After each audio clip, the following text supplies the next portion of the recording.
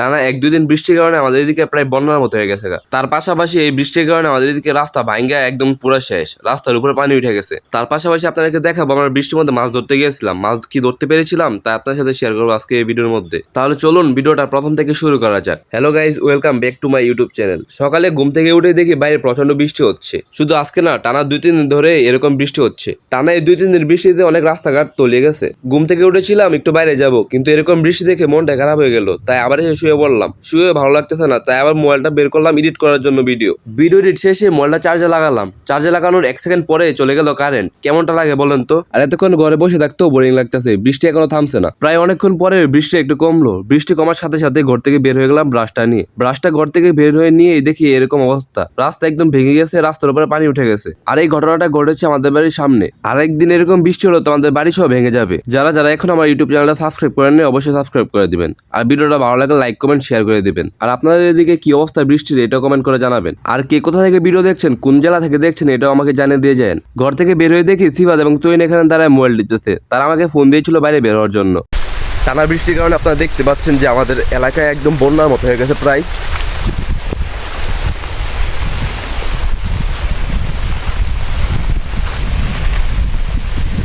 পুরো চকের ভিতরে পানি যা ভরে গেছে একদম। আর যদি এরকম টানা 2-3 দিন বৃষ্টি হয়ে থাকে তাহলে রাস্তার মধ্যে পানি উঠে যাবো। এই রাস্তাটা হচ্ছে নতুন করছিল, 2-3 দিন হবে এই রাস্তাটা ভেঙে গেছে। তাহলে ওই যে সামনে যে ঈদগার কাজটা দেখতে পাচ্ছিলেন আপনারা, এখানে আমি ভিডিও করছিলাম একটা, ওইখানে অনেক পার ভেঙে গেছে। আর এদিকে হচ্ছে আজকে প্রথম বৃষ্টিতে ভালো পানি হয়েছে, তার জন্য হচ্ছে ওই যে দেখতে পাচ্ছেন সামনে একজন নৌকা নিয়ে বাইরেছে, নৌকা চালাই যাচ্ছে। এখন হচ্ছে চলে আসছি আমরা আমাদের কবরস্থান এবং ঈদগার কাছে। এই রাস্তাটা করছিল 2-3 দিন হবে, রাস্তাটা ভাঙা দেখেন কি অবস্থা হয়েছে।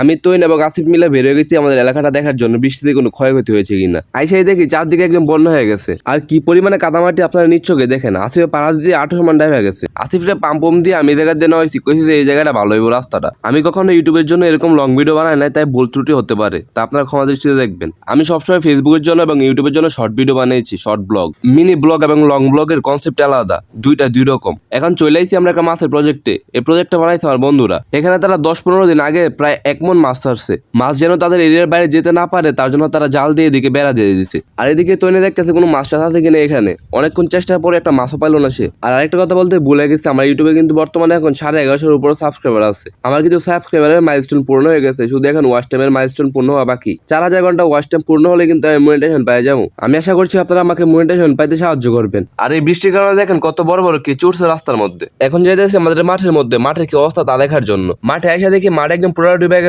এই মাঠের মধ্যে হাডুডু খেলার কথা ছিল পরের সপ্তাহে, কিন্তু খেলা আর হইলো না এই মাঠের মধ্যে। আর এই মাঠের মধ্যে যে মাটির রাস্তা ছিল, সে মাটির রাস্তার উপরে পানি উঠে গেছে। শুধু রাস্তার উপরে যে পানি উঠে গেছে তা কিন্তু নয়, তার সাথে সাথে রাস্তা ভেঙে গেছে। এখন তৈরি নামাই দিচ্ছে মাঠের মধ্যে, যে মাঠের মধ্যে কতটুকু পানি উঠে তা দেখার জন্য। টানা 2 দিন বৃষ্টির কারণে মাঠের মধ্যে প্রায় কমার সময় পানি হয়ে গেছে। পুরো এলাকায় ঘোরার পরে এখন চলে আসি নদীর মধ্যে গোসল করার জন্য। নদী থেকে গোসল করার পরে চলে যায় বাড়িতে গিয়ে 4.5 ঘন্টা প্রায় ঘুমাইছি। ঘুমানোর পরে এখন উঠছি, উঠে দেখি বৃষ্টি নাই। আর ঘুম থেকে ওঠার পরে চলে যায় বাইরে গিয়ে দেখি পরিবেশ একদম ঠান্ডা। আর এই বৃষ্টির কারণে অনেক রাস্তা ডুবে গেছে পানির নিচে।